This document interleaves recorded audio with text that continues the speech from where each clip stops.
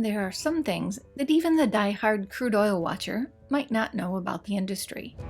For one thing, superhero fans might be pleasantly surprised to learn that there is a Batman refinery. It wasn't inspired by DC Comics, though. It's so named because of its location in Batman, Turkey. And while you probably already knew that Venezuela is home to the world's biggest oil reserves, you might not have known that the Latin American country's 304 billion barrels of oil are enough to supply the entire world with oil for 8.5 years. You also might not have known that while China is scouring the world for oil now, it's been exploring for more than a millennium. The first known wells ever were drilled in China in 347 AD using bamboo poles. And do you remember Standard Oil? Your grandparents certainly do. They'll remember a time when Standard Oil was, well, the standard.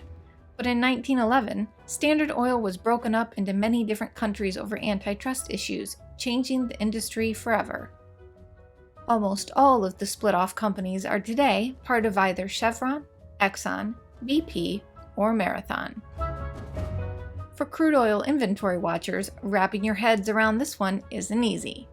According to the Energy Information Administration, each 42-gallon barrel of crude oil actually yields 45 gallons of petroleum products due to something called processing gain. The EIA likens this phenomenon to popcorn, which gets bigger when you pop it. At a time of heated energy transition talk, you might also not have known that a fair amount of the oil floating around in the ocean got there by Mother Nature herself, in a natural phenomenon known as oil seeps. The National Research Council estimated that 160,000 tons are leaked into North American waters each year through these seeps, with California being the worst case. Here, seeps leak 5 million gallons of oil into the ocean each year.